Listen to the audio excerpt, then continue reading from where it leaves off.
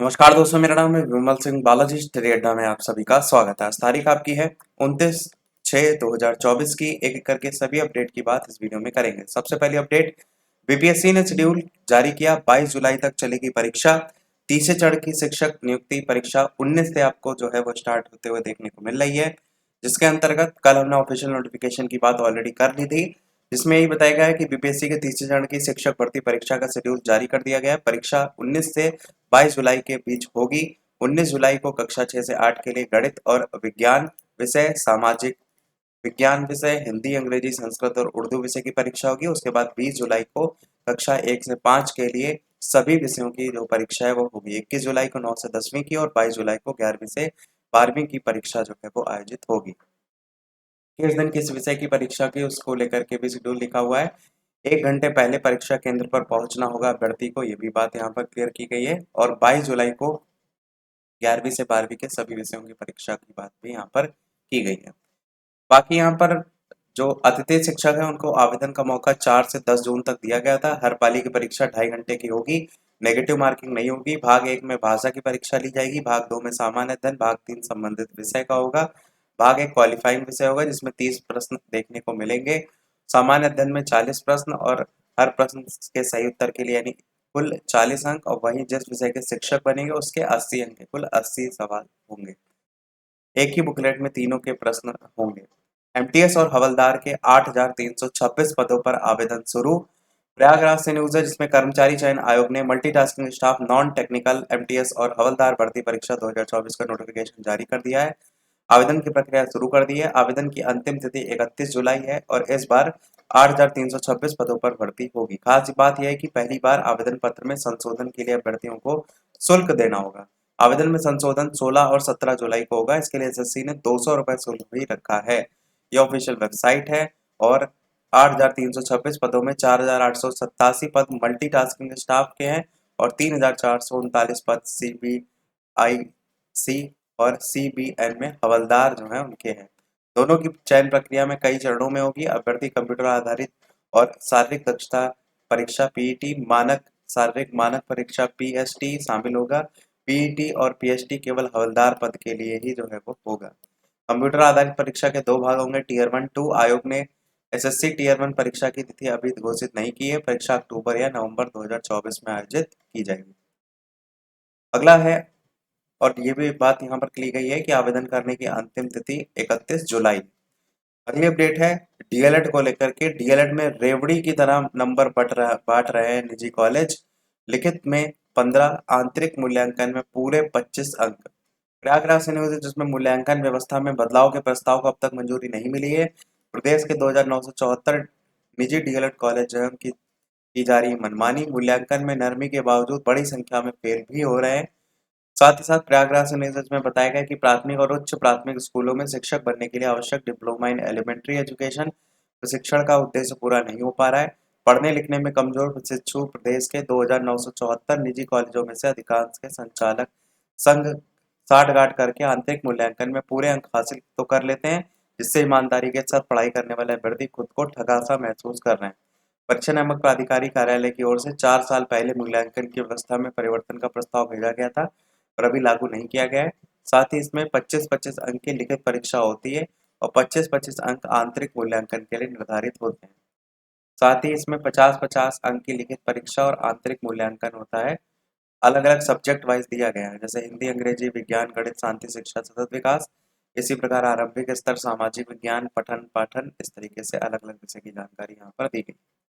Last में भी लिखा है, छात्रों को अपवाद स्वरूप छोड़ दे तो 90% प्रशिक्षुओं के अंक पत्र पर ये 25 अंक यानी फुल में फुल नंबर देखने को मिल जाते हैं। सीएचएसएल 2024 की परीक्षा 1 से प्रवेश पत्र जारी कर दिया गया है। एसएससी की ये परीक्षा है और परीक्षा 1 से 11 जुलाई के बीच होगी। इसके लिए आयोग ने शुक्रवार को प्रवेश पत्र जारी कर दिया है। परीक्षा यूपी और बिहार के 19 जिलों 79 टोटल केंद्रों पर आयोजित जो है वो की जाएगी। 8 लाख के करीब परीक्षार्थी परीक्षा के लिए जो है वो पंजीकृत हैं। अगली अपडेट आपकी है, अंतः जनपदीय स्थानांतरण के लिए कार्यक्रम जारी। प्रयागराज से न्यूज है, जिसमें परिषदीय स्कूलों के शिक्षकों के अंतः जनपदीय स्थानांतरण के लिए कार्यक्रम जारी कर दिया गया। अधिक शिक्षक संख्या वाले विद्यालय विद्यालय और अध्यापकों का की आवश्यकता वाले स्कूलों का चिन्हांकन 2 जुलाई से जो है यहाँ पर किया जाएगा। अगली अपडेट आपकी है, प्राइमरी स्कूलों में लौटी रौनक, तिलक लगाकर बच्चों का स्वागत किया गया। प्रयागराज से न्यूज है। गर्मी की छुट्टी के बाद प्राइमरी स्कूल शुक्रवार से खुल गए। शासन के निर्देश के अकॉर्डिंग तिलक लगाकर बच्चों का स्कूलों में स्वागत किया गया। वो यहाँ पर इमेज के साथ यानी बुढ़ाना कटरा स्थित प्राथमिक विद्यालय में दिखाई गई है तस्वीर। पीएम श्री उच्च प्राथमिक विद्यालय की तस्वीर भी यहाँ पर दिखाई गई। प्रश्न संख्या से गिरोह ने पता किया था आरओ का पेपर। प्रयागराज से न्यूज है, जिसमें प्रिंटिंग प्रेस कर्मचारी को नहीं पता किस परीक्षा का छप रहा है प्रश्न पत्र। साथ ही विशाल को बताई थी विषय और प्रश्न जो है उनकी संख्या। यहाँ पर आरओ भर्ती परीक्षा का पेपर लीक कराने वाली गिरोह ने प्रिंटिंग प्रेस में छपने आए प्रश्न पत्र के प्रारूप से ये जाना था कि ये आरओ का पेपर है। ये बात आरोपियों के पकड़े जाने के बाद सामने आई। एसटीएफ अब तक इस मामले के कई आरोपी को पहले गिरफ्तार कर चुकी है। शेष 6 आरोपी हैं जिनका हाल ही में पकड़ा गया है। इन आरोपियों की गिरफ्तारी के बाद ये नई नई चीजें सामने निकल करके जो है वो आ रही है।